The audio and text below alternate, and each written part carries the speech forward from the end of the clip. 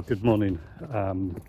Today I want to introduce you to something called PACE, and it's part of something that was arisen out of something called dyadic development psychotherapy, or DDP. And the word development a clue there, that this is a type of therapy that has originated particularly and primarily to help children, and to help children that, for all kinds of reasons, all kinds of trauma, struggle with attachment to their primary caregivers. So it's used heavily in fostering and adoption, and sometimes you will hear people talk about therapeutic parenting. And PACE is an aspect of that. PACE stands for playful, accepting, curious, and empathetic. And we'll go back to that very shortly. But why am I, when I'm talking about pastoral care and pastoral counselling, I'm talking about church life, talking about a particular approach that is primarily used with children? Well, I want to suggest that actually there's a couple of good reasons. First of all, just because there are things we can pick up from any bit of common grace, wisdom, any general revelation out there that can be helpful and useful to us. And also, because I think that concept of parenting and relational stuff is actually so helpful to how we think about the life of the church. That church is a family, and that often those of us that are responsible for pastoral care are acting a bit like mothers and fathers in the church. In fact, when we talk about church leaders, we often say that churches need mums and dads. And when you look at the New Testament, when you look at the qualifications for elders in the New Testament, you get the sense that the first starting point is, do they make good husbands and good fathers? Because the church becomes a sort of a wider extension of the household. So I think there's good reasons for looking at these kinds of models. But I thought it was worth just talking through the PACE approach as an aspect of that. Again, just to give you a little bit more of the kind of background here. One of the crucial things that people are concerned with DDP is that past trauma or past neglect may mean that some of the crucial nurturing building blocks in a person's life have been taken out or missed or lost, that they've got missing blocks that they just didn't experience in terms of their development, ways in which love and care and protection should have been provided for, ways in which they should have been enabled to develop their own identity, their own sense of value and worth.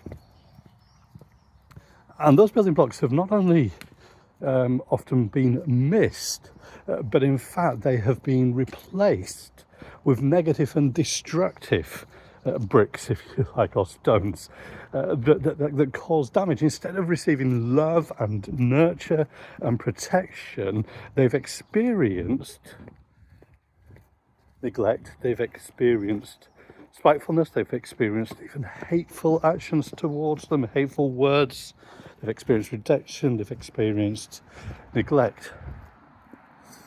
Instead of being given good and healthy food, they've often, when they have been fed, it's often been with junk food and unhealthy stuff. And sometimes they've had to forage for themselves.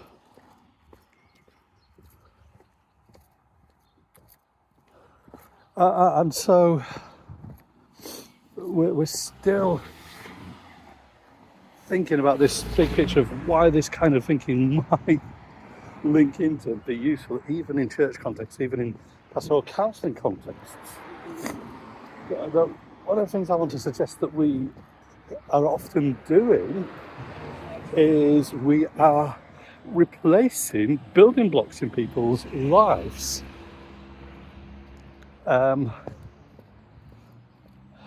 In terms of how God intended us to be, how God intended us to relate to Him, to relate to each other, to understand ourselves. And because we've been alienated from God, outside of His kingdom, outside of His family, we've not had that nurturing before we become Christians.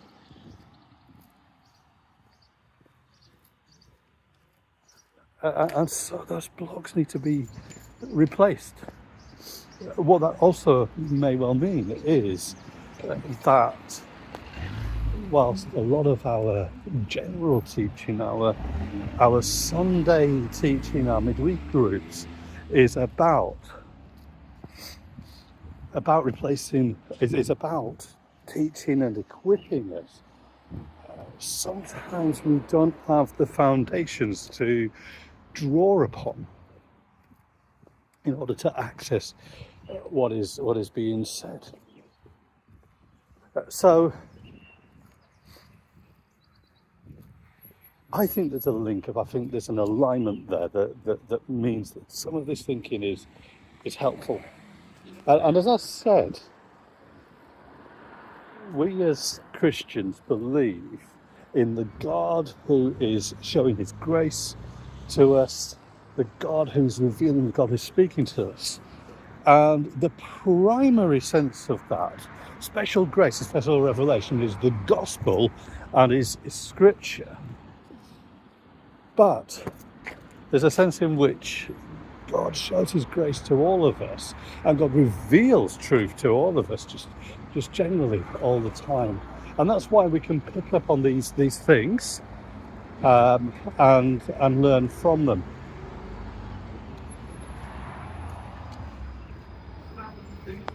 So, as I said, here's the learning point. We're going to talk about this approach called PACE. I'm going to see how that helps with our pastoral counselling. So let me just run you through those headings. Now, they've been assembled in an order, obviously, to fit a memorable word. So that means that we're not necessarily meant to think this is the order that these things happen in. But in fact, what you probably will find is that in any conversation, in any counselling relationship, in any therapy, that there's a bouncing between these and circling round them, and sometimes placing greater emphasis on one rather than the other. So PACE, playful, accepting, curious and empathetic. Now, what I wanted to do was to just talk through what we mean by those headings, because when you first hear them you might think, well, I can see how that might be relevant to a therapeutic parenting relationship with children, but what has that actually got to do with pastoral care and counselling with adults? So, for example, what does it mean to be playful? I mean, do we really want to get in and play silly games with people? Isn't that going to just make them feel talked down to, patronised, treated like children, treated like it's silly? What about accepting? Does that mean that we just approve of sin? And of course, there's currently a bit of controversy about that word empathy, isn't there, which we will no doubt come to. So let's run through them. Playful. And in fact, interestingly, some of the people that have been involved in developing these terms have actually said they're not sure whether playful is even the right word in that therapeutic parenting context. But I don't mind it too much. Now,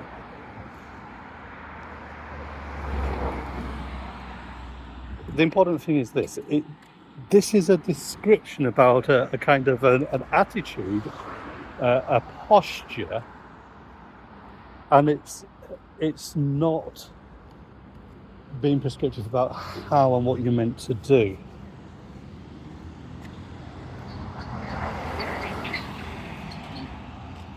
And if you find the word playful isn't helpful, that's no problem. Just start to think about what is meant behind it. But the point is this.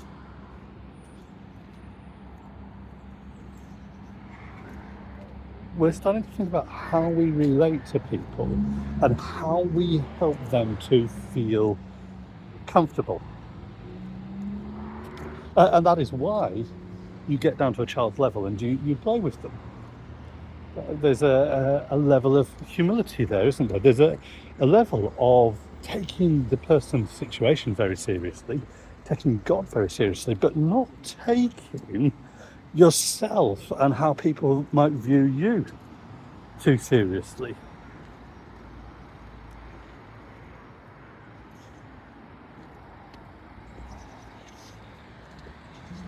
There's, if you like, a lightness about this, a lifting of heaviness as well. Incidentally, I think that we can look and see how Jesus might appear playful at times. The way that he jokes with the Syrophoenician woman about the dogs under the table. The way that he makes mud, he doesn't need to do that, but makes mud to place it on the eyes of the blind man.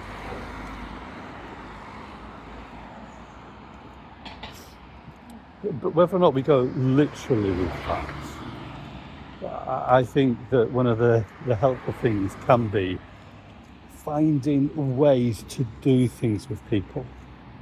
Now,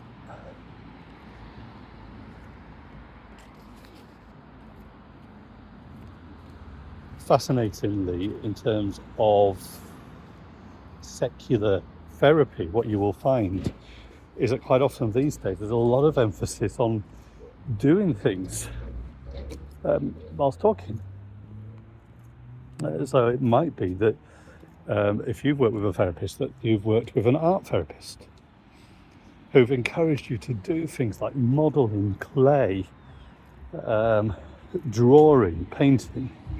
And as well as giving an opportunity for you to visualize and to physically express things that may not come out so easily in words, often we find that if we're doing things with our hands, it can relax us and help us to be more open and talking. It lifts a bit of the attention and the pressure off.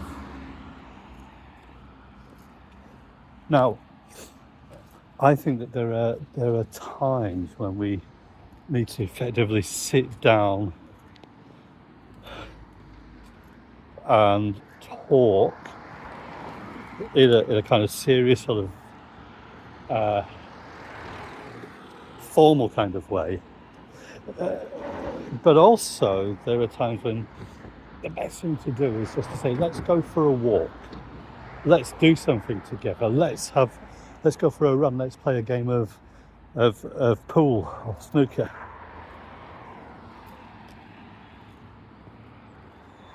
It's particularly helpful for men, isn't it, to be doing something side by side rather than trying to have that intense face-to-face conversation. Secondly, accepting.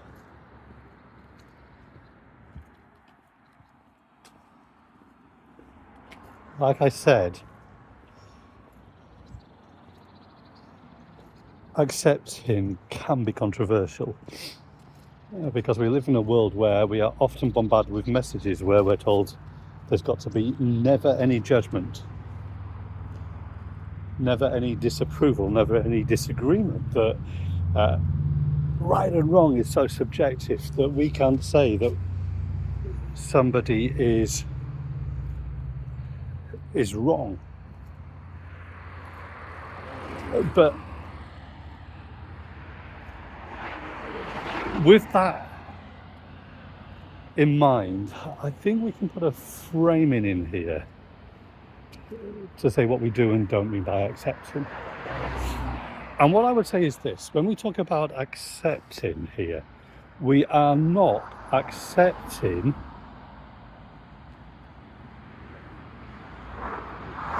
the wrong that has happened, the wrong that has been done, and saying that it is okay. We are not accepting wrong. We are not accepting sin. What we are doing is we are accepting the person.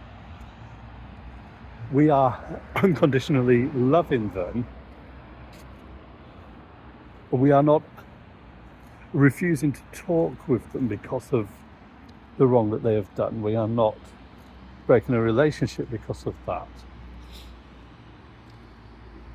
We're also accepting how they are in responses. We're accepting their emotions, their feelings, their response. But what we're not doing is diving in to say, you shouldn't feel like that, you shouldn't say that, you shouldn't respond like that. This will, of course, link into empathy shortly. So we accept the person, but that doesn't mean to say that we just accept what has happened as okay. That doesn't mean that we accept the circumstances as it's okay. In fact, there's a desire to want to see those changed. Curious is perhaps a little bit more obvious.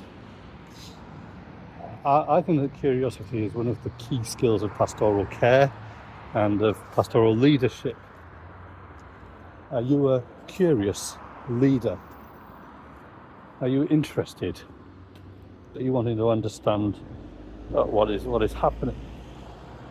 Now, we've talked a little bit about curiosity, haven't we? We've talked about getting all of the facts on the table. We've talked about wanting to know, wanting to understand the situation, wanting to understand why, wanting to understand causes, about not rushing to prescribe solutions, not rushing to make judgments, but seeking to understand everything first. And curiosity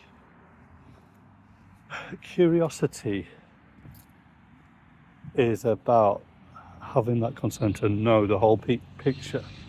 Not idle curiosity, not just seeking to know things just for your own interest, not wanting to know things that you don't need to know, but actually wanting to know what is necessary. One of the helpful things about this kind of approach is that it actually offers some ways of starting to open those things up. And one of the helpful ways that you can do this is not just by asking those why, what, how questions, but also wondering. Curiosity is about having that sense of wonder and interest, and so making statements. I wonder if.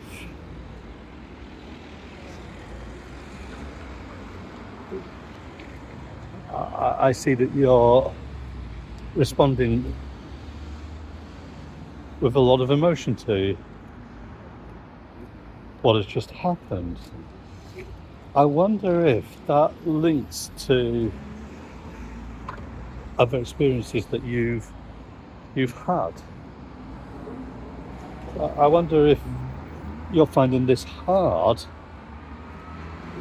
because at some kind of level it reminds you of another hard situation in the past. I wonder if you're worried about how people will perceive you, how people will react to you. I wonder if you've experienced rejection and shaming before. and you're thinking this will happen again. Now there can be a lot of nervousness, can't there, about starting to say things like that. Will I put ideas into people's heads? Will I control things? Will they feel they've got to accept that? I think there's ways of doing this just gently and lightly. Don't put that pressure on. And in fact, what you begin to see is that people will say, particularly if you're giving them the permission to, no, that's not what it's about. It's something different.